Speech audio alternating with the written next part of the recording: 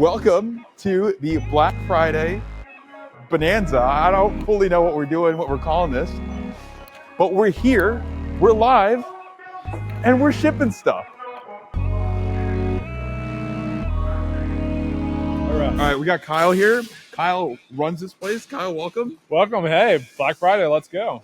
He was so gracious to busiest day of the year, and he's like, yeah, absolutely, bring your monkey crew. Come on, of camera people. That's when it gets fun. All right, yeah, so that's what it's about. What we're gonna do here in a second is we're actually going to do a quick tour. So we're gonna go mobile for a little bit, and then I'm gonna just kind of ask you questions on how a 3PL functions, because I don't think everybody knows. Let's go. So let's perfect day to do it. All right, Kyle. So walk us through. Give us the lay of the land. Tell us where we're at, what we're looking at. Yeah, Oklahoma City, Black Friday is when it gets, every day of the year. This is Super Bowl for us. So orders coming in, we're shipping them out. We can't get behind because orders coming in behind that. So, okay. Yeah. We'll be here today, tomorrow, maybe on Sunday, and then all of next week just pumping out orders. Nice. Yeah. Okay. So let's do a quick walk through the place. Yeah.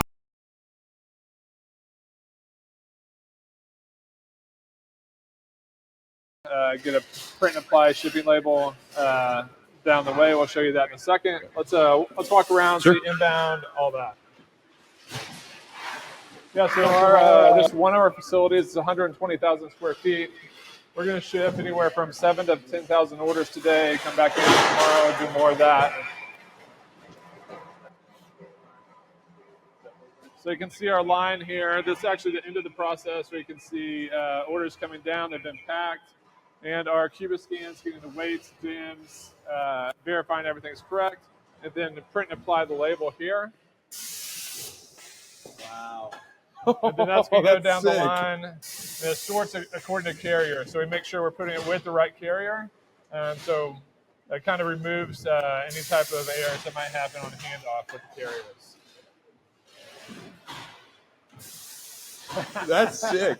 I didn't see the label printer earlier. Yeah, so that's fun. We really helps us with our throughput and just getting as many orders out the door as possible, because those orders are coming in fast, right? Black Friday. Hopefully, if you're watching this, you're making an absolute bag and a half. It's just cover the microphone so it doesn't. Okay. All right, yeah. Tell us where we're at right now. So this is where the warehouse starts. This is our inbound section down here. So this is one of our dock doors, but we kind of sort inbounds come in. We sort it out, match it to the carriers or to the client's PO, their expected inbound, scan, verify everything, make sure that what they ordered comes in.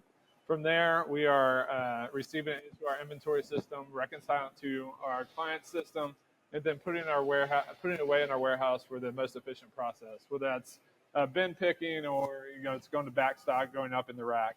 So, yeah. When you place an order from your manufacturer, and you probably just see a spreadsheet of this is stuff moving through and numbers being updated. Yeah. But real people, and this is the thing that I really want to reiterate today, real human beings are responsible for getting your products to the hands of customers. And there's so many parts that go into this. And that's why this is such a special part. I think it's often overlooked. And that's why we're doing this. We have to tell these stories. And this is also just super cool. I used to run a warehouse much smaller than this, so I'm just eating out the entire day. Yeah, so that's actually one of the battles we face with our clients, is because they see numbers on the spreadsheet. They don't know what type of space that's up. It just becomes abstract. Yeah. And then, we have 4 containers coming in this week. Well, there's a lot of product on those containers, a lot of put away, a lot of sortation, and then a lot of outbound that goes along with that. It can become where you become detached from what's actually happening in the warehouse. Yeah. It's great that you guys are doing. Yeah.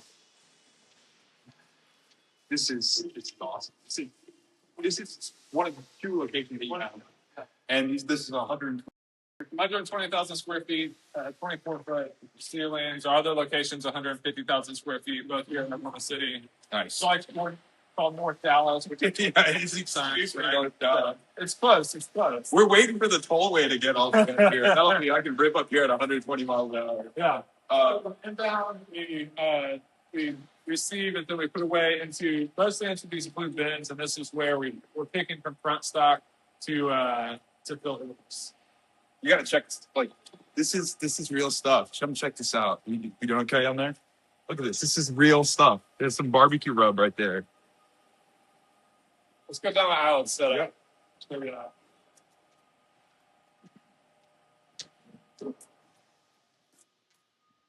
Are all your forklifts electric? Yeah, all equipment's electric. Or go down the guy. I used to have a pair of Yeezys that I would wear at our warehouse. And I had an old Datsun forklift that would leak everywhere, so they became my forklift Yeezys. So our team, when we're looking at velocity and when SKUs come in, we're deciding whether it goes into a bin. Sometimes if it's really high velocity, we'll pick straight from the pallet, and our team's kind of making that designation and try to be as efficient as possible in the warehouse. So this right here is picking straight from the pallet. Straight from the pallet. This stuff, lower SKU client that has pretty high volume, so we just pick straight from the pallet. We have some apparel clients in here, like Good Golf. They have close to 3,000 SKUs, so you got to think every shirt they have, every polo they have, different patterns, different color, different sizes, and so their SKU count goes really high. And every SKU, each individual SKU has to have its own. So this is all good clothing. Dang. And that's one of the hardest parts about running an apparel business or anything where you have like all these different variants. Like you have to just stock. You have to have the inventory, so your costs go up there. But then like you have to organize all this stuff. You have to store all this stuff. It's complex. Like running an apparel business is a tough thing. Yeah. Good. We have Good. We have Optic Gaming in here too. They both do a lot of like seasonal launches and drops, and so the SKU count can get pretty gnarly because they're constantly turning that stuff over. And as a brand, if you're not like cleaning out your long tail SKUs, then your SKU count can go really high. So that's one of the things we encourage our clients to do is try to run an efficient business, like clear out that old inventory so you can bring in new stuff, maximize space, make it really efficient. That's one of those things. Having a good 3PL partner makes a world of difference. People like Kyle care a lot about your business. They're going to tell you these things. Most 3PLs don't do that. So, I'm gonna plug Kyle here. I think he's someone that's thinking about your business holistically. Yeah, let's talk about Encore a little bit. Yeah. So how did it start? So me and 14 years ago, me and my co-founder, we started in 5,000 square feet. We kind of saw the rise of e-commerce, and it's a picks and shovels thing, right? So we weren't going to get into the e-commerce side, the D2C side, but we saw that there's going to be a need for warehousing and for order fulfillment. So from there, we grew the business slowly, and then we're lucky enough to partner with some like marquee, kind of at this point, some national enterprise accounts like Simple Modern, Good Golf, it's growing really quickly, Optic Gaming, Trevi.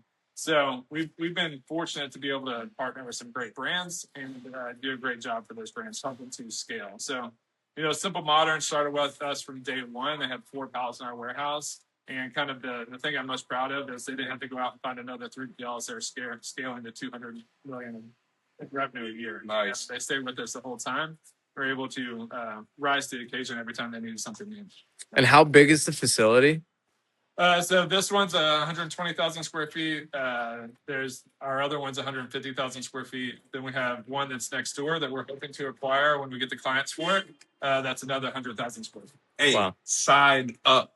Call this man. Get your stuff in here. Let's go. We're seeing a tight ship being run here. So what's day-to-day look like for like the employees, like, when it comes to just running the facility? Yeah, so everybody kind of has their different area of expertise. Most of the time, our teams come in at 6:30, 7:30, 8:30, sometimes throughout the day, throughout the year. And then Black Friday, everybody here was here at 5:30 this morning, probably work till about 6:30 or 7:30 tonight, and then come back tomorrow. If you think your job is hard, it's not as hard as this. These are because it's cold in here. It's cold in here right now. It's chilled. Yeah, it's chilled. As cold as it could be. Yeah, that's fair. Out of winter, it gets down in the 50s. But this is job. You're on your feet. You're moving. There's a lot of stuff. Got to stay organized. You got to stay on top of things. So what type of products like when it comes to, so you said Trevi, you said Simple Modern, are you having any sort of consumable products here as well? Yeah, so anything that's shelf stable, we can Okay. ship. I like to say we're product agnostic, except for like stuff that's like full hazmat, stuff that needs like cold storage. Okay. We can do temp control, but you know, in our warehouse, you can pick anything from apparel like good to right next to us is some lead acid batteries. Like, fill this gun. Oh, yeah, Like that is. you wouldn't think it's like that heavy, but it's pretty heavy. Yeah. You know, and this is one of our F2. You want to hold that? Oh, wow. Yeah. So yeah, so we have a lot of different products in here, but we have processes for each kind of product category to make it as efficient as possible. And then orders come in, we release the orders in the beginning of the morning. Our team works through the orders for the day, and if they can, they get a head start on tomorrow's orders too. How many orders are you guys like potentially envisioning being shipped out on a typical Black Friday, Cyber Monday? Anywhere from 10,000 to 15,000. 10,000. Okay. Per period? Per day? Yeah, per day. Per day. Yeah. Per day. So we'll ship it somewhere. That's amazing. Process. This is so cool. That's a lot. It's a physical aspect of all the stuff that happens before us. You know, the challenge of a 3PL. We know what's going to happen on Black Friday, but we are we're the last step in consumers getting their goods. Everything upstream from us, like we had to deal with all those problems. So delay in manufacturing. Our brand partner, our client, forgets to tell us about a marketing initiative that they're going to launch.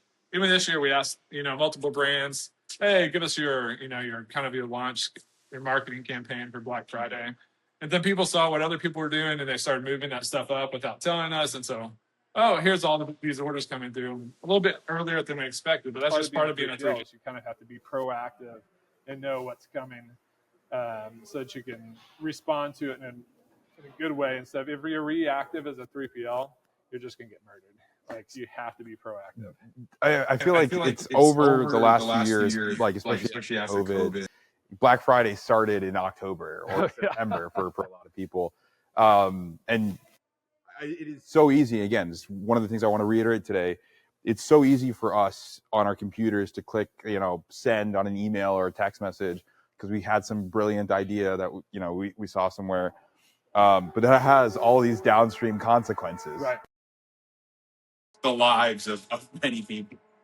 Not to say, I mean, like, I guess it's good that you're talking to your customers and helping them kind of navigate this with them. There is still like that one step afterward, which is the carriers themselves, right? Like, how have they been this year in general?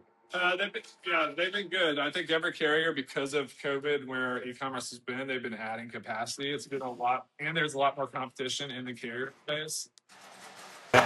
A lot of that's with regional carriers like Uni, Viho coming in, and then the big player that's coming in is Amazon. Sorry about that noise. I'm like, what is happening over there? What do you know what that is? But it's a warehouse, guys. It's going to be loud. Yes. I'm sorry about it. I love it. I mean, when people use a 3PL, do they use your negotiated rates typically, or like how's that? Yeah. So because of the volume we're pumping out, that's something that we're engaging with maybe every quarter, at least every 6 months. We're looking at all the different carriers that are coming to market, renegotiating our contract, looking at what's the most competitive bang for the buck, along with service level, because there's some providers out there that can get you really low on shipping, but you get what you pay for. That's kind of, we're not the lowest cost 3PL there is, just because we firmly believe you get what you pay for. So if you want a quality 3PL, it's going to respond to your emails, it's going to be proactive and work with you, knowing there's going to be challenges along the way and trying to be in front of those challenges.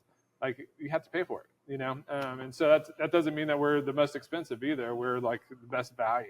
So, but the same thing with carriers. Like you can get some really cheap carriers, but then your non-deliveries go like through the roof, where you have packages that take 12 days to get to where they're going. So, but yeah, we leverage our volume to try to find the most competitive rates for all of our clients and then pass that along. So yeah. I mean, outside of just, managing all the stuff that's going on here, like what's your typical day looking like? Is it mostly talking to customers, talking to Yeah, a lot of it's business vendors, development now. yeah. I kind of oversee a lot of our tech development as well. So working with our WMS software to make sure they're working on initiatives that's really going to move the needle in our warehouse. You'll see some of that stuff later on, hopefully. When we start packing orders. Talking to SaaS partners and trying to recruit new business into the warehouse. Yeah. And then, I'm not out on the warehouse floor as much as I'd like to be. It is kind of like my safe space. Like packing orders is maybe the most relaxing thing I can do. That's one of the reasons why we get along so well. I miss packing orders, and one of the reasons why I wanted to do this was like, put me back in, coach. Picking not so much, but packing you can kind of get it like in a flow state. Yeah. And it's like it's a good headspace. Yes. So What? Let's go. Let's go pack some boxes.